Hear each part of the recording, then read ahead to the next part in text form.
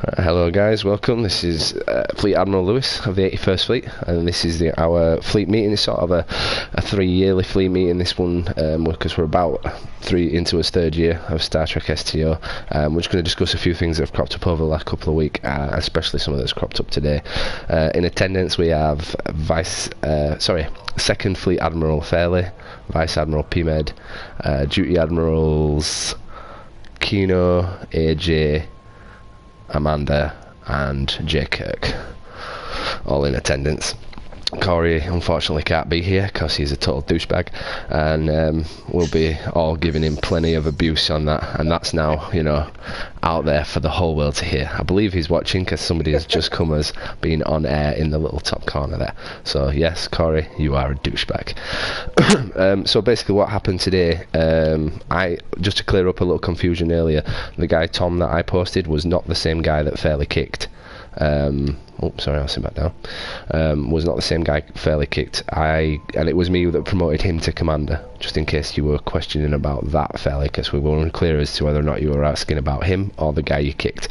So the guy Tom that I posted the message about, I had a chat with him in fleet chat, told him about how we worked. He said he'd been in the game for a while but had never been with a decent fleet, so I pretty much did what I usually do and granted him his commander access and just said, until you get a mic, this is as high as you're going to get, and he was happy with that. No problems there. So what exactly, I mean, I read some of the messages, but what exactly transpired with that other guy? Fairly. Well, basically, it just became an issue where everyone being promoted higher than they're going to be allowed. So what happened to Mike?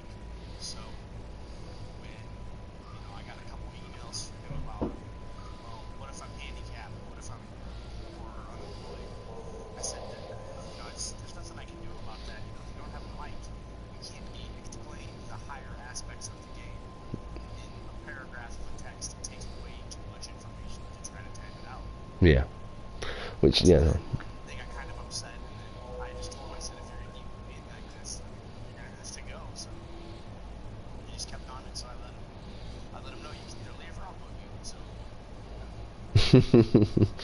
Well, I mean, fair enough. I kind of get what he's saying on one aspect of what he said, and this is part of the reason why maybe I'm calling this meeting as well.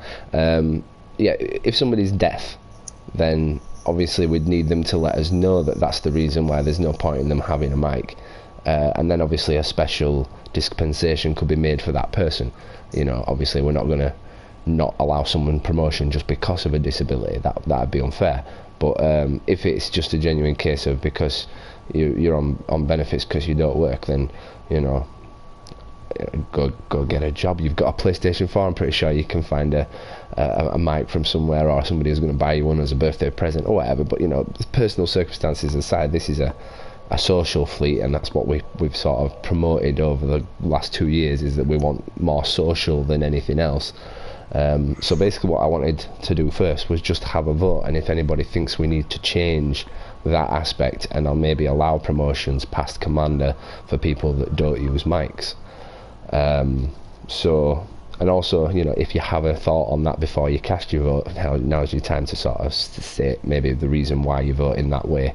So we'll just go around the table, and we'll start with Prince, if you want to give us your say on that.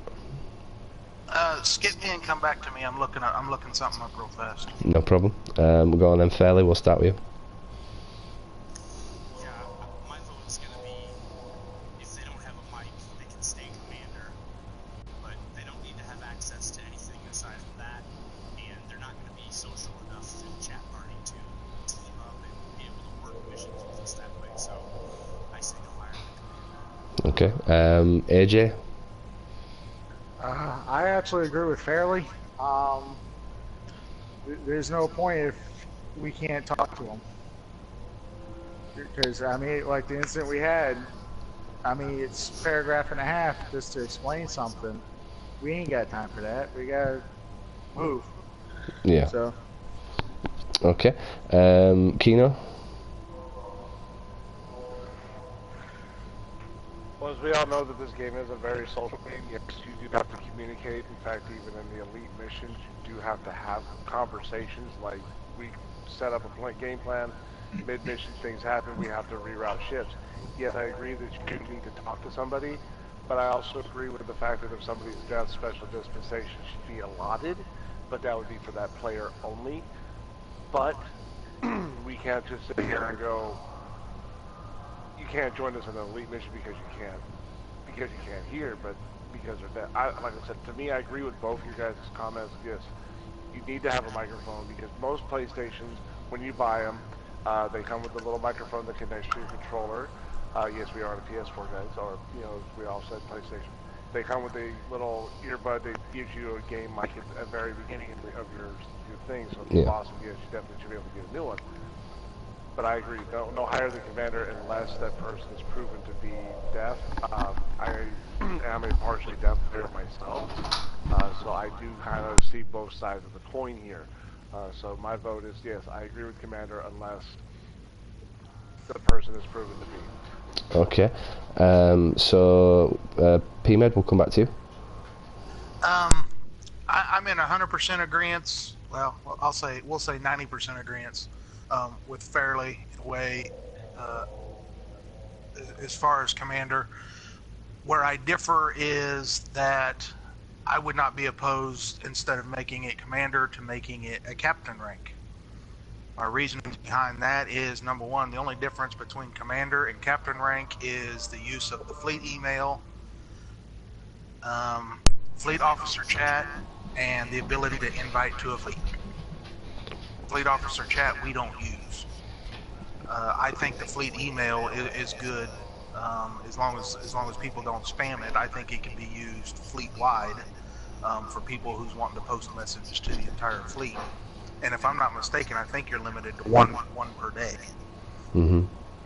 And then the meetings that we have on occasion, this one's for an example, and this may not be a good example because this was thrown together short notice. Mm-hmm. But most of these meetings are duty admiral and higher. Yeah. And in which case, you know, if you don't, I don't see captains here. 1 year or you know, whatever that ratio is. So whether a captain really, from what I can tell, whether a captain has a mic or not is irrelevant.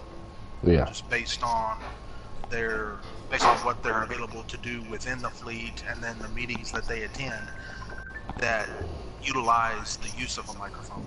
Yeah. So what you're saying is you'd be happy to leave it as it is, but you're also open to the prospect of maybe upping it to captain. If the topic, or if it's being considered of upping it at all in lieu of, you know, the events that have happened or whatever, I would not be opposed to whatever to go up to captain, but I do not think it should go any higher than that. Okay. Because then really the permissions start changing, and you know, attendances at different meetings or, you know, requirements are increased, of course, and then I think a microphone becomes detrimental. Yeah. But if you choose to leave it at captain, I have no bones with that either, as you and I discussed earlier. Yeah, brilliant. Joe, what's your thoughts on this? Oh, sorry, Amanda. Amanda is Joe, by the way. He is one of these also famous STO cross-dressers.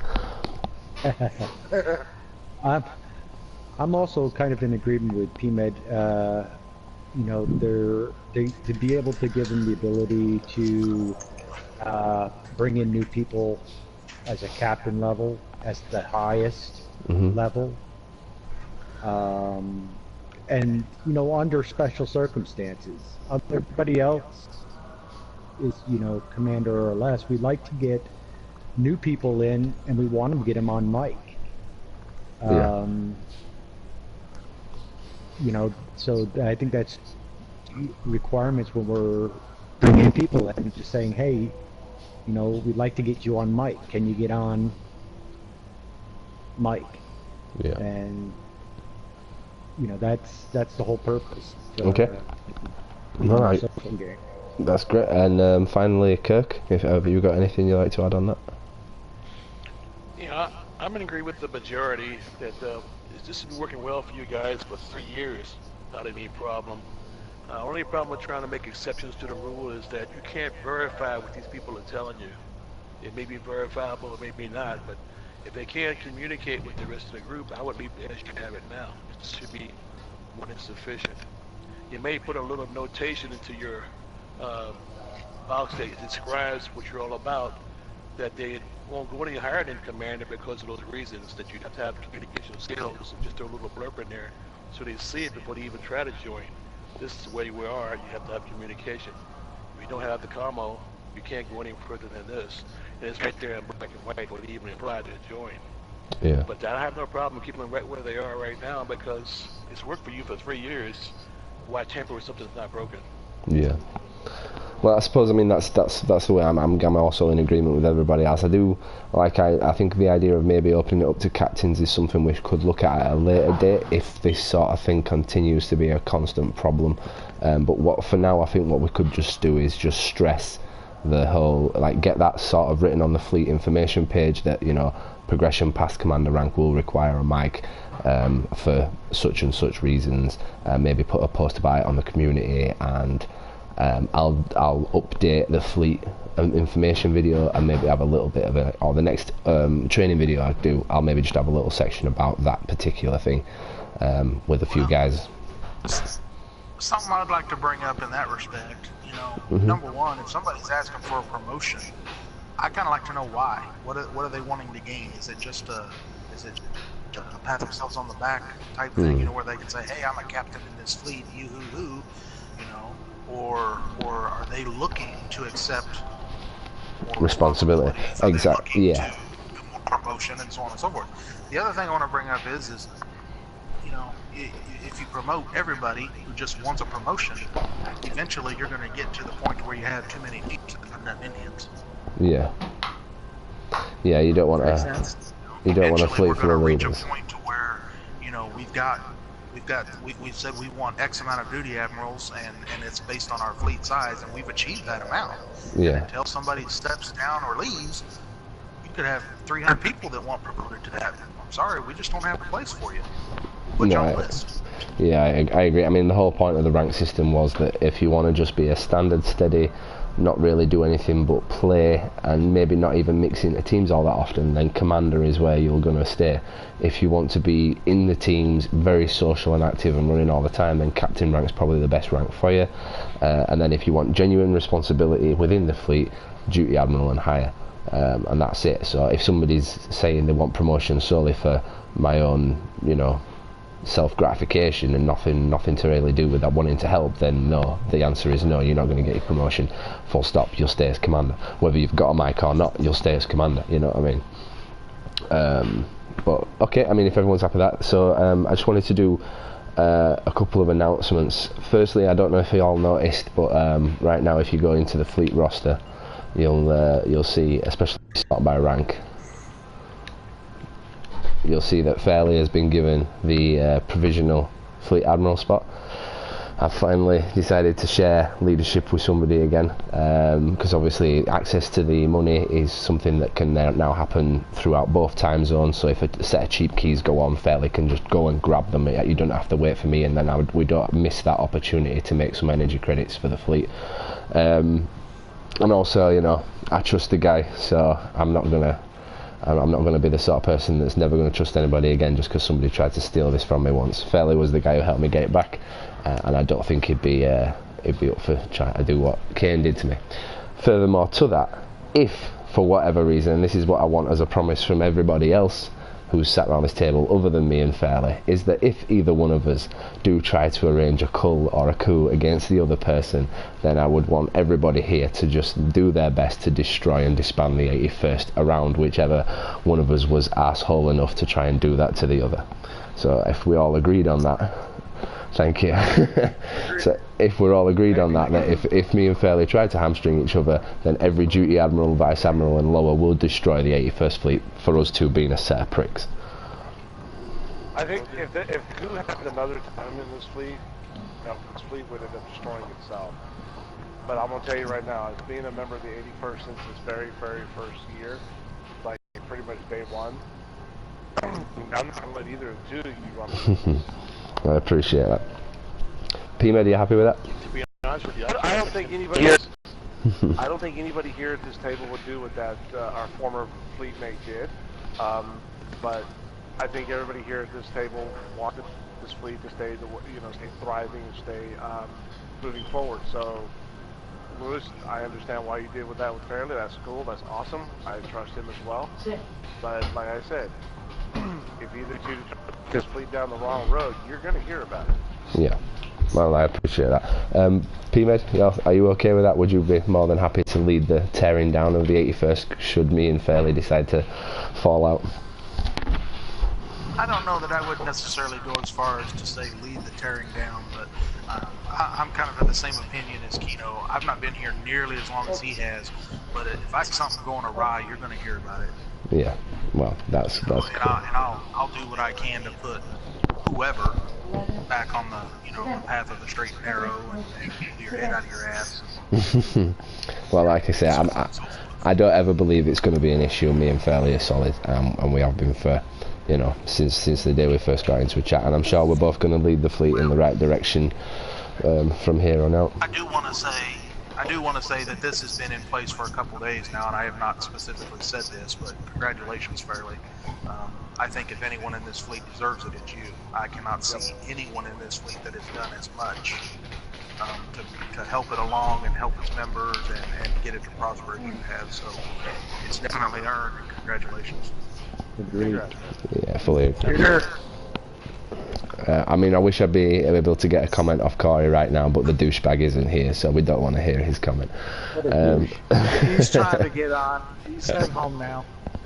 No worries. So before I wrap this up, I mean, go on. I have a question. The person that did this, is he still in the fleet? No, the person that did that in the first instance, Kane, no, he left and joined the House of Battery and joined their Fed sort of fleet and stuff. And I mean, there's been no animosity between me and him ever since that day, and I doubt there ever will be, because we're just not on each other's friends lists and stuff. And I'm not even sure if he plays the game anymore. So actually, just before I do ask the question of if anybody's got anything to add, just wanted to know, let you all know that the Zohal cruiser, one of them I've given away to a guy called Benjamin Button, one of 6. I don't know if you'll have probably seen him. He is on a lot. He's not often in mics because he's got a very busy household, so he doesn't want to pollute the mic chats and stuff. But he agreed to give me some. Yeah, he agreed to give me some EC up front, and he's going to keep putting stuff into the fleet bank over a period of time to help, recover the losses for that Zohal heavy cruiser, which I had absolutely no problem with. The guy's been solid for a long time in the fleet, so fair enough with that. In terms of that, the fleet finance is looking great. We've got five or six T6 ships. We've got a shed load of T5 ships, which we're going to maybe, if this evening, if P-Med and Fairley are on later on into the evening, if you guys want to do a giveaway and give away a load of those, you can do. I'm absolutely fine with that. I was going to do one this afternoon, and I was just going to elicit the help of one of the duty admirals that was on. If Fairley didn't happen to be around, I was just going to grab one of the duty admirals and see if they wanted to assist us with it. Yeah, just give away 4 or 5 of them, whichever. And that's pretty much it. If anybody got anything they want to add, bring up and say it now or forever hold your peace. We'll just do a quick whip around and if everybody's okay, we'll end the meeting. So Fairley, have you got anything? No, I think everything's kosher. Cool. P-Med?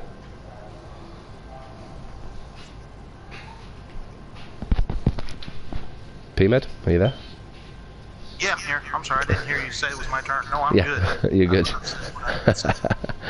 Okay, P-Med's maybe one of these soon-to-be deaf players. We already know he's going blind, and he's had to buy himself a 70-inch TV because he can't read the writing in the top screen. I did ask him what's he going to do when he runs out of wall space, and he just says he's going to buy a drive-in movie theater and plays PlayStation on that thing. So, yeah, cool. AJ, awesome. AJ, you cool? Yeah, I really don't have anything that I can think of at the moment. Okay, Keno? Keno? Nope. Joe, anything you would like to add, since you've been training a lot of these new members as they've been coming in? Anything at all? Nope, just keep them coming. And finally, Kirk. Yeah, the only two things I would add. If it goes awry in the fleet and someone's trying to take control, all we have to do as a group is just refuse to comply. If you don't have followers, you don't have a fleet. If we just shut down completely, that'd be all that's necessary. You can't lead if there's no followers. And the other thing I see, everybody's wearing the same type of uniform. Since I'm the first time here, I feel like I'm out of dress here. What uniform are you wearing? That was my next mandatory topic. I would Yeah. get you for that. No worries. Basically, Yeah, we've come up with a duty admiral uniform. If you look at the three duty admirals, that's it. It's the Odyssey dress jacket from the Fleet Starbase. You can buy it at the store here. It costs it's something like 8,000 dilithium and 12,000 fleet credits. And basically, you just want it black, white, and with red. And but obviously, still keep your TOS uniform, but just do it as a separate, you know, character attire, and just have that as like your formal fleet attire, if you would. Alright, so whenever you have your meetings, you change this costume, this uniform. Yeah. Okay, will do. No worries. Well, if that's everything, guys, I'll go on, fairly.